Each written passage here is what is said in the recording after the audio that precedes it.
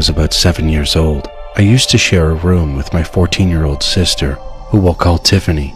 Our room was on the second floor. Now, as a kid, I'd always see things that felt a little off, but I never really thought anything of it until this night.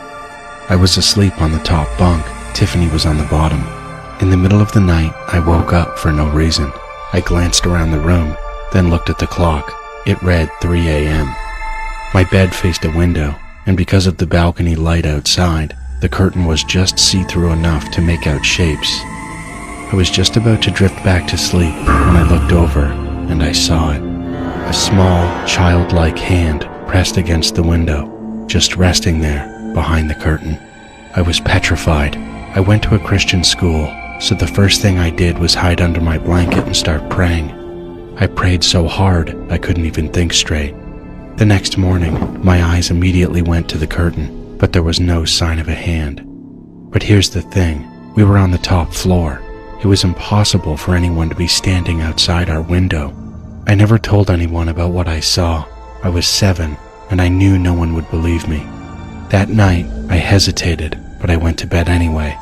And again, I woke up in the middle of the night. My eyes landed on the window, that same childlike hand, pressed against the glass. Just a hand, no arm, no shadow, just a hand. This time, I whispered, "Tiffany, Tiffany," trying to wake her up, but she didn't move. I lay there, frozen with fear, unable to sleep. I hid under my covers again and prayed to God to please make it go away. Eventually, I must have fallen asleep. When I woke up, the sun was shining through the curtains, but I was still shaken. Later that evening, I went to the upstairs living room where my grandmother stayed. She was the only person I felt I could talk to. At first, she was skeptical, but the more I told her, the more seriously she listened. I've always been a grandma's girl. It was easy to tell her everything. She handed me a small Bible and told me to keep it under my pillow. I didn't want to tell my parents. I knew they wouldn't believe me. And when I finally did, I was right. They laughed and told me it was just a dream, my imagination.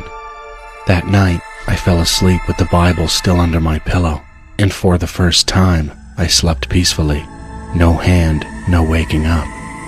Now that I'm older, I've learned more about the legends in my country, and I realized that hand I saw, it was most likely a Bacroo, a small, childlike creature from our folklore.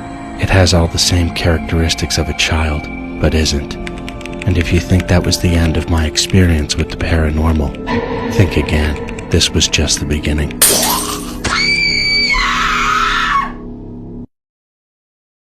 Then, I lived in a quiet apartment complex called Queston's Avenue. It had 5 buildings. I lived in the B building on the first floor. Directly across from my building was the D building, where I used to attend tuition classes. And just beside the D building, there was a small, obscure security door. It was always closed. I had never seen anyone use it. It felt like it had been forgotten. By the residents, by the guards, by everyone. My daily routine was uneventful. I'd leave for class around 4:30 p.m., and by 6:30, I'd be on my way home. The walk from my building to the D building took about 20 minutes, time I usually spent daydreaming or chatting with friends. One evening, after class, my friend and I walked out together. We were laughing, sharing snacks she'd brought along, but she soon had to leave for another class, and I was left alone, slowly finishing the last few bites on my way home. That's when I noticed him, a man, tall, gaunt, and unnerving, emerging from that strange security door, the one no one ever used. His movements were off, like he was struggling to control his own body. His limbs twitched, and his walk was very jerky. Each stride looked stranger than the last, and he was looking down at his feet the whole time, almost as if he knew that he was walking in a strange manner. But then he looked up, and his eyes met mine. Something was wrong, deeply wrong. His face was unsettling. His eyes were too wide apart, and his jaw hung at a crooked angle, like it wasn't aligned with the rest of his face. He stared at me. I tried to ignore him, focused on my snack, but then he moved. He didn't just walk toward me, he lurched, and his slow stagger turned into a predatory stride. Before I could react, he was right behind me, yanking my bag with so much force it nearly pulled me off balance. I spun around. My heart felt like it was trying to escape my chest. Up close, he was horrifying. Those same wide, bulging eyes, that distorted jaw, and a twisted grin full of something I can only describe as malice. "Do you have any money in your bag?" he asked. His voice was a low, gravelly rasp that made my skin crawl. No, I don't. I stammered, my hands shaking. He didn't blink. He stared, deep and cold. Then his eyes darted to the nearby benches, where a few people had started watching us. Their concerned expressions seemed to break the spell for a moment. That's when he laughed, but not like a normal person. It was a hollow, mocking laugh, like something pretending to sound human.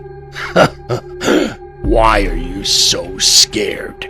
That was enough for me. I yanked my bag from his grip and ran. I ran as fast as I could back to my building, all the way to my front door. When I got home, I was out of breath and terrified. I told my parents everything. They were horrified and told me that if I ever saw the man again, I was to call them immediately.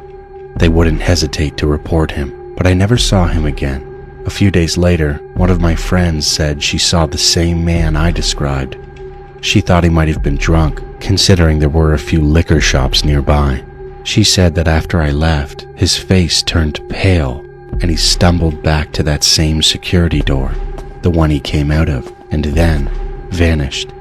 To this day, I don't know who he was or what he wanted, but that image of his face, that moment he grabbed my bag, still lingers in my mind.